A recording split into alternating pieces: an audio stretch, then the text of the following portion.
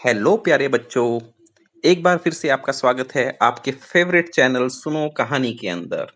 मैं आपका अपना प्यारा कथा मित्र अमित आपका स्वागत करता हूं सुनो कहानी में। और आज फिर आपके लिए लेकर आया हूं एक नई कहानी। दोस्तों, इससे पहले कि मैं नई कहानी सुनाऊं, मैं आपको धन्यवाद देना चाहूंगा कि आप सबने हमारी पिछली कहानी बुद्धिमान गणेश को बहुत पसंद किया और उसको बार बार सुना। मुझे बहुत अच्छा लगा और मैं उम्मीद करता हूँ आप इसी तरीके से हमारी हर कहानी को अच्छे से सुनेंगे और अपने सुझावों से हमें अवगत कराते रहेंगे, जिससे कि हम आपके लिए नई नई सुंदर सुंदर मज़ेदार कहानियाँ लेकर आते रहें। तो मेरे प्यारे बच्चों, आज की इस कहानी का नाम है शिव जी का डमरू। तो पिछली दफा हमने सुनी कहानी गणेश जी की और इस बार हम सुनेंगे कहानी गणेश जी के पिताजी शिव जी के की। तो बच्चों, कहानी कुछ इस तरीके से शुरू होती है कि एक बार धरती के इंसानों ने सोचा कि हम लोग हर साल इंद्रदेव की पूजा करते हैं जिससे कि वो वर्षा करें, परंतु इंद्रदेव का वर्षा करने के अंदर तो कोई योगदान एक्चुअली है नहीं। उन्होंने सोचा कि पानी तो रिवर्स और ओशियंस में से सनलाइट की वजह से एवेपोरेट होता है, यानी उड़ता है, और ऊपर जाकर कंडेंसेशन होकर वो बारिश के रूप में आ जाता है। तो इसमें इंद्र देवता का क्या योगदान है? तो इसलिए आगे से हम इंद्र देवता की पूजा नहीं करेंगे। अब जब इंद्रदेव को ये बात पता लगी तो उनको बड़ा खराब लगा। उन्होंने सोचा, लो, एक तो मैं इनका सबका काम करता हूँ, उसकी कोई सैलरी भी नहीं लेता हूँ, और ऊपर से ये लोग मुझे अप्रिशिएट भी नहीं करते। तो ये अगर अप्रिशिएट नहीं करते तो ठीक है, अच्छी बात है। तो उन्होंने कहा, ठीक है भैया, ऐसा है कि जब मेरा कोई काम है ही नहीं, मैं बारिश कराता ही नहीं हूँ, तो आप ऐसा करना, आप आराम से रिवर्स और ओशियंस को कहना वो खूब पानी इवेपोरेट करते रहें और बारिश कराते रहें। तो मैं तो भैया अब अगले 12 साल तक बारिश करूंगा नहीं। तो लोगों ने सोचा कि चलो, इनके कहने से क्या होता है, बारिश का तो सीजन आ ही रहा है, अभी तो बारिश हो ही जाएगी। पर अब रेनी सीजन आया, but there was no rain, कोई बारिश ही नहीं हो रही थी। तो सब लोगों को समझ में आया कि भैया ये तो इंद्रदेव नाराज हो गए हैं, और सही कह रहे थे वो कि ठीक है, काम का अप्रिसिएशन नहीं कर रहे हो तो हम अपना काम नहीं करेंगे। कोई बात नहीं, जब आप उस सर्विसेज को अवेल नहीं कर पाओगे तो आपको पता लगेगा कि ये कितनी इम्पोर्टेंट थी। तो सब लोगों ने सोचा कि भैया आप तो इंद्रदेव से प्रार्थना करने चलते हैं। तो सब लोग इकट्ठे होकर इंद्रदेव के पास गए। तो इंद्रदेव बोले कि भैया देखो, ऐसा है कि आप लोग तो मुझे कोई, मैं आपसे सैलरी तो लेता नहीं था, पर आपने मुझे सोचा कि अप्रिसिएशन भी नहीं करूंगा, तो अप्रिसिएशन नहीं करोगे तो मैं तो अब काम नहीं करूंगा। अब आप जानो और आपका काम जाने। उन्होंने कहा, हे प्रभु, अब आप ही तो हमारे रखवाले हो, आप हमारी भूल को माफ कर दो। उन्होंने कहा, भैया देखो, मैंने तो आपको बोल दिया मैं 12 साल से पहले बारिश नहीं करूंगा। मैं क्लाउड्स को ऑर्डर नहीं दूंगा कि वो बारिश करें, पर हाँ, एक शर्त पे मैं आपकी बात मान सकता हूँ। अब सब फार्मर्स, सब पृथ्वीवासी बड़े खुश हो गए कि चलो, ये तो बहुत अच्छी बात है कि इंद्रदेव किसी एक शर्त पर राजी हो गए हैं, अब बारिश होएगी, so there will be rains. So उन्होंने कहा कि सर, इंद्रदेव बताइए बताइए, वो कौन सी शर्त है आपकी? तो इंद्रदेव ने कहा कि भाई देखो, ऐसा है, अगर शिव जी महाराज अपना डमरू बजा दें तो बारिश हो जाएगी। शिव जी महाराज जब डमरू बजाएंगे तो बादल मेरे आदेश की वेट नहीं करेंगे, वो तुरंत बारिश कर देंगे। अब लोगों ने सोचा कि भैया चलो, इंद्रदेव तो हमारी बात के ऊपर एक बात का कमिटमेंट कर दिए हैं, अब ऐसा करते हैं, शिव जी तो बड़े अच्छे प्रभु हैं, वो तो सबकी बात मानते हैं, सबके लिए फायदा पहुंचाते हैं, और वो बड़े सॉफ्ट हार्टेड हैं, काइंड हार्टेड हैं, वो तो बहुत जल्दी बात मान लेते हैं। तो हम ऐसा करते हैं, अब हम शिव जी से प्रार्थना करेंगे। तो इंद्रदेव को तो पता था कि अब ये लोग जाएंगे शिव जी महाराज के पास और उनसे रिक्वेस्ट करेंगे। तो इंद्रदेव ने तुरंत शिव जी को कांटेक्ट किया और उनको बोला, हे प्रभु, आप इनको कह दीजिएगा कि भैया मेरा तो डमरू 12 साल बाद बजने वाला है, अभी तो मैं बजाऊंगा ही नहीं। तो शिव जी ने कहा कि अच्छा भाई, हम आपकी बात मान लेंगे, आप तो हमारे वैसे भी डिपार्टमेंट के आदमी हो, आपकी बात तो पहले माननी पड़ेगी। भाई दोनों दोनों देवता देवता हैं, वो देवों के राजा हैं इंद्रदेव, और हमारे शिव जी महाराज तो आपको पता ही है, देवों के देव हैं, महादेव हैं। तो अब सब लोग पृथ्वीवासी शिव जी महाराज के पास पहुंचे, उनको रिक्वेस्ट की कि हे प्रभु, अपना डमरू बजा दीजिए। तो शिव जी बोले कि भैया देखो, ऐसा है कि अभी तो मैं आजकल डमरू बजा नहीं रहा हूँ, मैं तो अब 12 इयर्स के बाद बजाऊंगा। अब सब लोग हो गए बड़े उदास। उनको लगा भैया अब क्या करें। अब तो शिव जी महाराज ने भी 12 साल की बात बोल दी। इंद्रदेव तो पहले ही 12 साल बोल के बैठे हुए हैं। अब तो हमारे पास कुछ भी नहीं बचा ऑप्शन।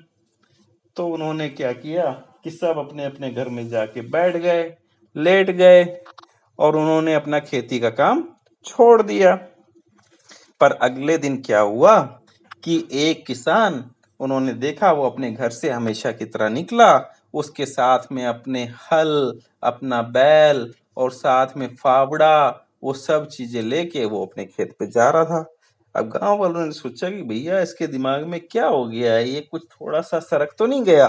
तो ऐसा सोच के उसके पीछे पीछे गए तो देखते हैं कि वो तो अपने खेत में जैसे रोज काम करता था वैसे कर रहा था। उसने सारे खेत को ठीक किया, वहां से गंदी गंदी जो मिनी मिनी प्लांट्स थे जो किसी काम के नहीं थे, जिनको वीड्स बोलते हैं, उनको सबको हटाया। वहां पे उसने साफ सफाई की, फावड़े से मिट्टी बराबर की। वो सब काम उसी तरीके से कर रहा था जैसे कि खेती करते हुए करते हैं।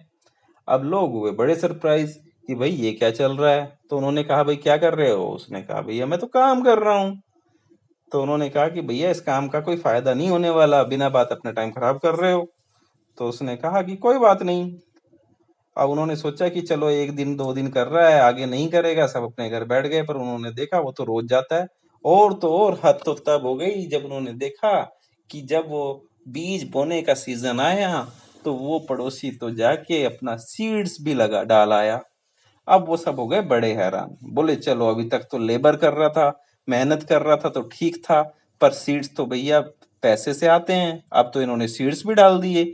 अब तो इससे पूछना पड़ेगा कि भैया ये चक्कर है क्या। तो सब लोग गए उसके पास और बोला कि भैया अब तुम ये बताओ, तुम तो बीज भी डाल दिए, अब तुम ये सब काम कर क्यों रहे हो। तो उसने बोला कि भैया देखो बात ऐसी है, मुझे मालूम है कि इंद्रदेव ने कह दिया है कि भैया जब तक शिव जी डमरू नहीं बजाएंगे तब तक मैं क्लाउड्स को ऑर्डर नहीं करूंगा। शिव जी ने कह दिया है मैं 12 साल से पहले डमरू नहीं बजाऊंगा। पर भैया अगर मैं 12 साल तक घर पे बैठा रहा तो मेरे को तो काम करना ही भूल जाऊंगा। हो सकता है मैं खेती करना भूल जाऊं, मेरा शरीर को मेहनत करने की आदत ही ना रहे। हो सकता है क्योंकि मैं कोई काम नहीं करूंगा, कोई एक्सरसाइज नहीं करूंगा, तो हो सकता है मैं बीमार भी पड़ जाऊं।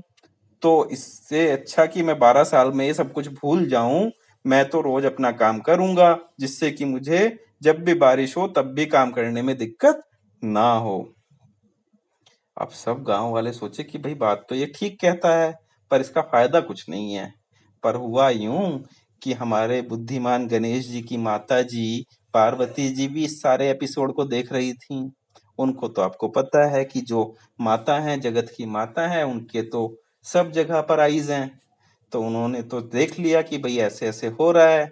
अब वो हो गई बड़ी परेशान। उन्होंने सोचा कि भाई ये तो कह रहा है किसान की हो सकता है मैं 12 साल में खेती करना भूल जाऊं, तो कहीं हमारे पति देव, देवों के देव महादेव शंकर जी महाराज अगर डमरू बजाना भूल गए तो फिर क्या होगा। तो पार्वती माता को ये बड़ा डाउट हो गया, वो बड़ी कंफ्यूज हो गई। अब उन्होंने सोचा कि भैया इसका सोल्यूशन तो कोई करेगा तो वो खुद महादेव ही करेंगे।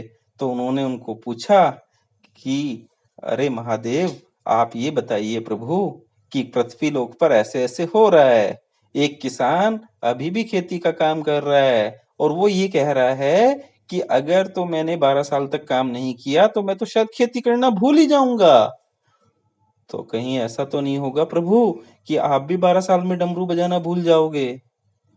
अब शंकर जी थोड़े से वरीड हो गए। बोले अरे ये क्या हो गया।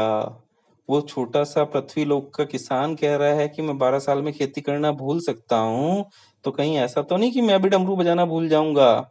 उन्होंने सोचा चलो डमरू को उठा के देखता हूं, मैं अभी भूल तो नहीं गया 1 महीने के अंदर अंदर में। तो बच्चों अब क्या हुआ, बड़ी मजे की बात, शिव जी ने चेक करने के लिए अपना डमरू उठाया। अब डमरू चेक करने के लिए उठाया तो डमरू क्या हुआ, डमरू बज गया। अब डमरू बजा तो सारे क्लाउड्स को क्या ऑर्डर था। हाँ बिल्कुल सही, क्लाउड्स को ऑर्डर था कि जैसे ही शिव जी का डमरू बजेगा तो वो रेन करेंगे without waiting for the order of Indradev. तो सारे क्लाउड्स ने क्या किया, रेन शुरू कर दी। अब वो रेन होने लगी। अब जैसे ही रेन होने लगी तो जो फार्मर था, जिसने सारी प्लोइंग की हुई थी, सारी सीडिंग की हुई थी, जिसने खेत में काम किया हुआ था, उसके खेत में तो बारिश आने से बहुत अच्छा हो गया। उसके यहाँ पर तो कुछ दिनों में फसल लहराने लगी। और जो सब लोग घर पे बैठे हुए थे, जो सब रेस्ट कर रहे थे, जो अपने काम के अंदर इंटरेस्ट ही नहीं ले रहे थे, वो सब क्या हुए? वो सब बड़े उदास हुए। बोले ये साल तो अब हमें भूखा रहना पड़ेगा, हमारे पास तो कोई इनकम ही नहीं आएगी, क्योंकि हमने तो काम ही नहीं किया ये सोच के कि अब तो रेंज नहीं होने वाली। तो मेरे प्यारे बच्चों, ये कहानी हमें ये बताती है कि टाइम टू टाइम, कभी कभी लाइफ में हमें कई दफा ऐसी इंफॉर्मेशन मिलती है, ऐसी सर्कमस्टांसेस होती हैं जिसकी वजह से हमें लगता है कि आगे शायद कुछ अच्छा नहीं होने वाला है। Probably there will not be anything positive in life. पर ऐसे टाइम पर बहुत जरूरी होता है कि हम अपना पॉजिटिव माइंडसेट बना के रखें, हम अच्छी थिंकिंग रखें, जिससे कि जैसे ही माहौल, जैसे ही एनवायरनमेंट, जैसे ही सर्कमस्टांसेस पॉजिटिव हों, तो हम लोग उसका पूरा फायदा उठा सकें। तो यहाँ पर फार्मर ने अपने माइंडसेट को, अपने एटीट्यूड को पॉजिटिव रखा। उसने सोचा मैं अपना काम नहीं छोड़ूंगा, तो उसको सबसे ज्यादा फायदा हुआ। और उसकी वजह से, केवल एक पर्सन के पॉजिटिव एटीट्यूड की वजह से, पूरे अर्थ के जितने भी फार्मर्स थे उन सबको एक साथ फायदा हो गया। तो मेरे प्यारे बच्चों, ये थी आज की कहानी शिव जी का डमरू। अगर आपको ये कहानी पसंद आई तो आप इसको लाइक कर सकते हैं। आप हमारे इस चैनल सुनो कहानी को सब्सक्राइब कर सकते हैं। मैं आपका कथा मित्र अमित आपके लिए नई नई कहानी और लेकर आऊंगा। और मेरा आपसे वादा है कि अगली बार जो कहानी होगी वो बहुत ही मजेदार कहानी होगी, वो हंसी वाली कहानी होगी जिसमें आपको मजा आएगा और बहुत इंटरेस्ट आप उसके अंदर लेंगे। अगर आप चाहते हैं कि जैसे ही वो कहानी अपलोड हो आपको तुरंत इन्फॉर्मेशन मिल जाए, तो आप हमारे इस चैनल के नोटिफिकेशन आइकॉन को क्लिक कर सकते हैं, जिससे कि आपको तुरंत सूचना मिल जाए हमारी नई कहानी के अपलोड होने की। So thank you so much, आप सब यहाँ पर इस कहानी को सुनने के लिए इकट्ठा हुए।